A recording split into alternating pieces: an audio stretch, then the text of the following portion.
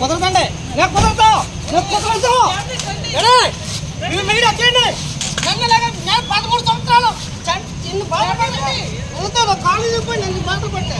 నన్ను తీసుకొచ్చి నేనేం చేశాను? జగన్ గారు జగన్ గారిని ఏం చేస్తాను? నేను నాకు కావాల్సినది మీరు నేను జగన్ గారు నేనేం చేస్తాను?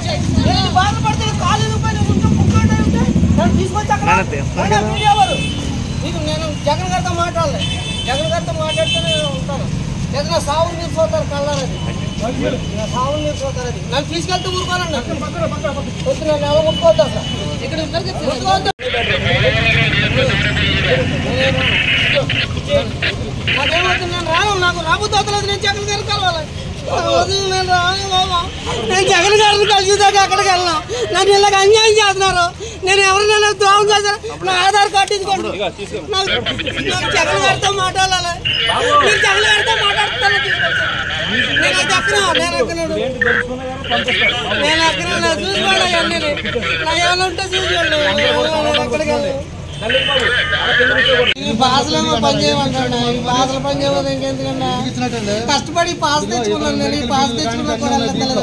మీరు ప్రతిదీ వీడియో తీసుకోండి. పోనీ కావాలంటే ఇదిగోండి మెడికల్ బిల్లులు కానీ పిల్లలకి హామీ ఇచ్చిన కానీ జగన్ గారు ఇచ్చిన కానీ ఉంది. అది ఖాళీ రిపోర్ట్ కూడా దాంట్లో తీసుకోండి. అక్కడ వెళ్ళలేదు.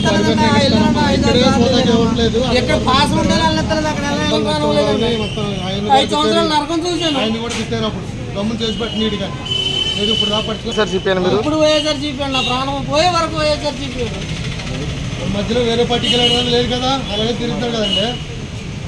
ఒక్కొక్క ఎలక్షన్కి ₹1,00,000 ఖర్చు పెట్టి ఉండండి. ప్రతి ఎలక్షన్కి 2 ఎలక్షన్లకే 3 లక్షలు ఖర్చు పెట్టానండి. 2014లో 3 సార్లు జైలుకి వెళ్ళానండి. 2019లో 3 సార్లు జైలుకి వెళ్ళానండి. ఎవరి వల్ల?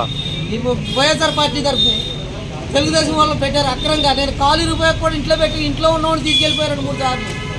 నా కేసులు నేనే తిరిగి కొట్టించుకున్నాను డబ్బులు ఖర్చు పెట్టి. ఇవాళ కలవనెత్తలేదు. నాకేం అక్కర్లేదండి. జగన్ గారిని కలిస్తే చాలు నాకు.